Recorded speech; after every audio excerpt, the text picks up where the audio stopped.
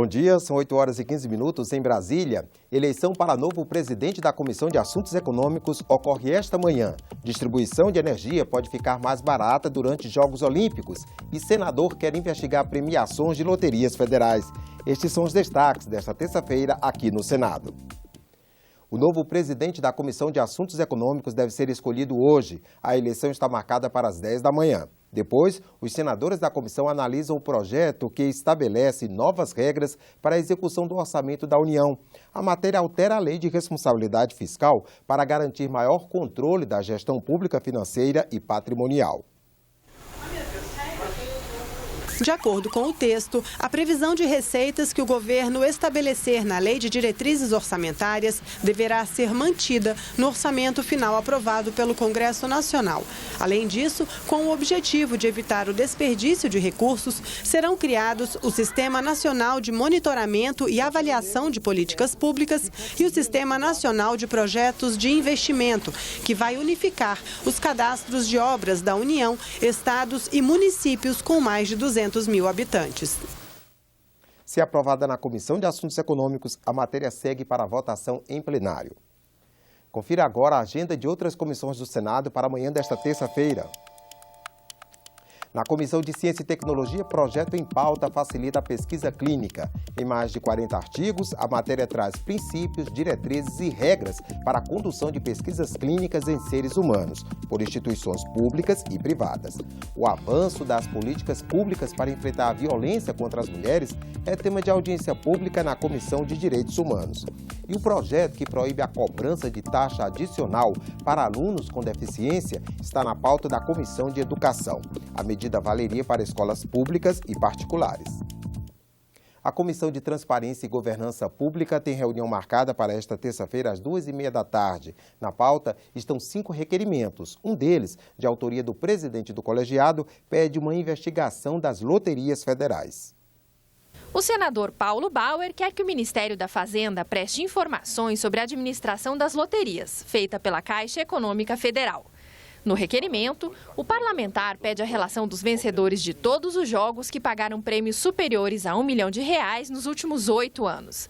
Ele também solicita os nomes e o CPF de quem ganhou mais de uma vez durante esse período. De acordo com o senador, dados do Conselho de Controle de Atividades Financeiras, o COAF, indicam que alguns apostadores ganharam várias vezes na Mega Sena. A suspeita é de que o jogo esteja sendo usado para lavagem de dinheiro. Paulo Bauer falou sobre o assunto em entrevista ao programa Argumento.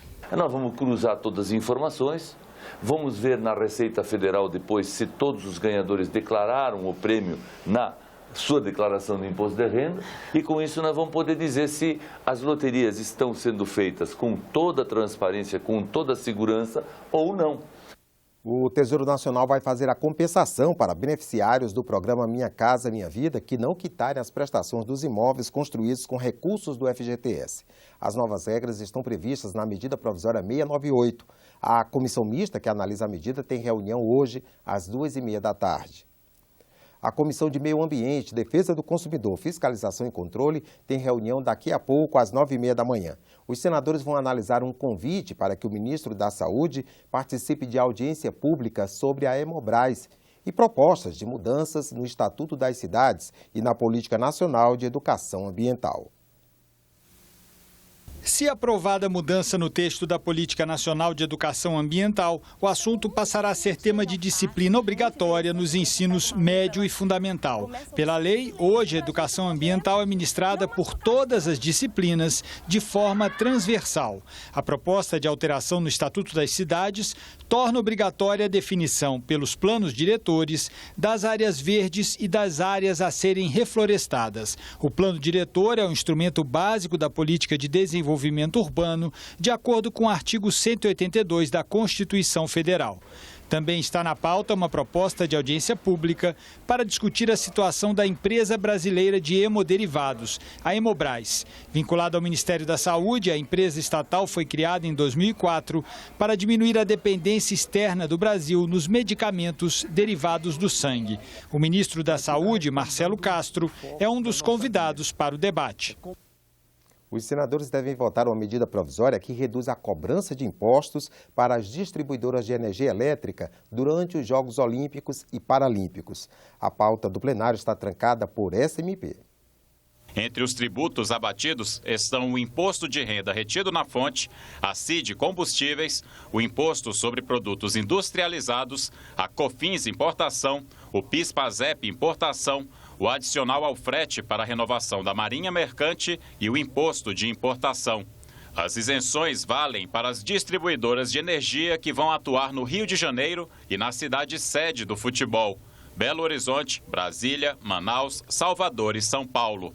O benefício inclui os gastos com energia nas obras, prestação de serviços, compra e aluguel de máquinas, equipamentos e materiais. A MP também elimina a taxa de fiscalização de produtos controlados pelo Exército, cobrada sobre armamentos, munições e fogos de artifício. A isenção beneficia atletas, comitês olímpicos, federações e empresas responsáveis pelos jogos e eventos teste. A medida provisória tem que ser aprovada até terça-feira, 8 de março, para não perder a validade. A comissão mista, e confirmado pelo plenário da Câmara, ela cria mais uma isenção. Até 2022, essa não estava no texto original da medida provisória, então até 2022 vai ser isento o imposto de importação e o IPI na entrada de material e equipamento para atletas, para treinamento e competição no Brasil. O texto original da medida provisória também estendia o porte de armas para auditores e analistas da Receita Federal. Essa parte foi rejeitada pela Câmara dos Deputados. Os senadores podem votar ainda outra MP, a que estabelece mudanças na estrutura de ministérios e secretarias do governo federal. Senadores querem discutir a mudança no sistema de governo. A ideia é substituir o presidencialismo, em que o chefe do executivo representa o país e cuida da administração pública. No lugar, seria instalado o regime parlamentarista, que entrega ao Poder Legislativo a tarefa de governar. Os brasileiros já rejeitaram esse modelo mais de uma vez. O Brasil teve uma breve experiência parlamentarista no período republicano. Foi a condição imposta em 1961 para que João Goulart tomasse posse após a renúncia do presidente Jânio Quadros. Ela surgiu mais para resolver um problema político, que era o veto dos militares à posse de João Goulart como presidente da República. Durante pouco mais de um ano, o país conviveu com um presidente da República e um primeiro-ministro. Mas, em 1963, um plebiscito devolveu o país ao sistema presidencialista, o que foi confirmado 30 anos depois em outra consulta popular. Agora, duas propostas de emenda à Constituição no Congresso tentam, de novo, implantar o parlamentarismo no Brasil. No caso do presidencialismo, você deposita toda a sua confiança no presidente e ele é responsável pela solução dos grandes problemas. E ele não deve satisfações contínuas à opinião pública. Já no regime parlamentarista, entende-se que o primeiro-ministro ele tem que responder continuamente à opinião pública, inclusive ele pode ser retirado do governo se ele não gozar mais dessa confiança. Num momento de tensão política entre governo e oposição, o plenário do Senado aprovou um requerimento para que uma comissão temporária analise as propostas sobre o parlamentarismo. Ainda nesta semana, a Secretaria-Geral da Mesa deve informar as lideranças partidárias o número de senadores que cada bancada precisa indicar para o colegiado. Ao todo, serão 14 titulares, mas ainda não há previsão de quando a comissão vai ser instalada. O requerimento é do senador Antônio Carlos Valadares. Ele também é autor de uma proposta que institui o parlamentarismo. Para Valadares, o sistema parlamentarista pode ser uma solução em momentos de crise. No caso do regime parlamentarista, o presidente é eleito pelo povo, mas quem governa é o gabinete. E esse gabinete pode ser destituído a qualquer momento. Ou seja, o governo pode ser mudado, pode ser alterado ao longo do período, tantas vezes quanto sejam necessárias. E, além disso, se não houver um entendimento, ou se não houver um acordo entre o Poder Executivo e o Legislativo, o Presidente da República pode, num determinado momento, ele pode destituir o parlamento e convocar novas eleições. Mas parlamentares aliados e da oposição concordam em um ponto: não é hora para votar mudanças no sistema de governo. Não acredito que viesse a ser uma boa solução perante a opinião pública, perante a aceitação de um novo regime de governo pela sociedade. A discussão pode acontecer, agora a possibilidade de aprovação neste momento é remota. Se for para discutir uma solução de curto prazo ou para quebrar as regras que nós temos hoje, aí realmente não seria a situação ideal, mas discuti-lo enquanto tese, enquanto algo que pode ser implementado no futuro, eu acho que é uma discussão válida. A outra proposta de instalar o sistema parlamentarista no Brasil tramita na Câmara dos Deputados. Um dos eventos mais importantes da programação do Mês da Mulher acontece hoje. No Dia Internacional da Mulher, o Senado entrega o diploma Berta Lutz. O prêmio homenageia pessoas que se destacaram na luta em defesa da igualdade de gênero. As parlamentares também aproveitam a data para se mobilizar pela aprovação da pauta feminina no Congresso. A luta das mulheres por liberdade, direitos e representação igualitária nos espaços de poder e de prestígio vem de longe e tem muitos capítulos. Mas é uma história que se atualiza com novas frentes de luta e novas conquistas. Um desses espaços é o parlamento. Como é que nós vamos enfrentar a cultura do estupro, a cultura do assassinato sistemático de mulheres, se a gente não discutir nas escolas o que significa trabalhar a igualdade de gênero, ou seja, ensinar as crianças que homens e mulheres têm igualdade de condições de viver uma vida em segurança. Hoje, se a gente diz que está vivendo uma ofensiva conservadora, ela se dá sobretudo dentro do parlamento, porque tem um conjunto de mais ou menos 60 PLs propondo retrocessos. Mas quem apoia os direitos das mulheres no parlamento não está parado. Várias matérias em andamento no Senado e na Câmara propõem mudanças na lei para fortalecer o combate à violência, a presença feminina no mercado de trabalho, a formação educacional e profissional da mulher, apoiar as mães com mais creches. Alguns exemplos. O descumprimento pelo agressor de medida protetiva passa a ser crime de desobediência. Construção de estabelecimentos de educação infantil ganha regime tributário especial. Reserva de vagas gratuitas para mulheres em situação de violência nos cursos técnicos do SENAC e do SENAI. Direito de opção ao serviço militar para as mulheres. Penalização da injúria praticada por razões de gênero.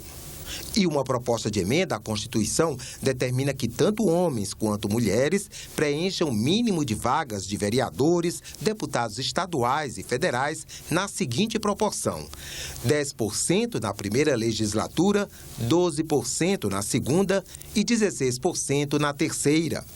Está se comprovado que a mulher, quando tem o poder, ela olha com um olhar mais especial para essas questões de saúde, educação, políticas públicas de assistência social, e a mulher no poder tem condições de ajudar outras mulheres menos favorecidas, que é a questão da lei da cota. Nós somos mais da metade da população, entretanto, nos espaços de decisão política, nos espaços de decisão do poder, a mulher está totalmente subrepresentada. Por isso que, nesse momento, a nossa luta para que seja aprovada lá na Câmara dos Deputados a proposta de emenda à Constituição que já foi aprovada aqui no Senado. Para destacar a luta das mulheres e homenagear pessoas que batalham pela causa feminina, é que o Senado criou em 2001 o Diploma Mulher Cidadã Berta Lutz, que premia 5 mulheres a cada ano desde a primeira edição em 2002. O título homenageia a bióloga e pioneira do movimento feminista no Brasil, que por quase 60 anos atuou na causa. A edição deste ano traz uma novidade. Assim como na luta contra o racismo, muitos brancos apoiam índios e negros, de igual modo, na luta em favor das mulheres, muitos homens são parceiros. Em reconhecimento disso, pela primeira vez, um homem será agraciado. O escolhido é o ministro do Supremo Tribunal Federal, Marco Aurélio Mello. O Conselho do Prêmio levou em conta a iniciativa do ministro ao lançar as campanhas Mais Mulheres na Política e Todo o Poder às Mulheres, em busca de uma maior participação feminina nos espaços de poder e na sociedade. Nós entendemos que quem luta pelo direito da mulher não é só a mulher. Muitos homens nos ajudam nessa luta e a luta é universal, é de homens e mulheres para pôr fim a uma discriminação que vem sendo vem perdurando há séculos, não é? E teremos o lançamento de uma frente parlamentar em defesa dos direitos humanos das mulheres. O prêmio Berta Lutz será entregue em sessão solene do Congresso Nacional, em comemoração ao Dia Internacional da Mulher, marcada para as 11 da manhã. Ficamos por aqui. Você acompanha outras informações ao longo do dia nos boletins do Senado agora. Enquanto isso, continue assistindo a nossa programação.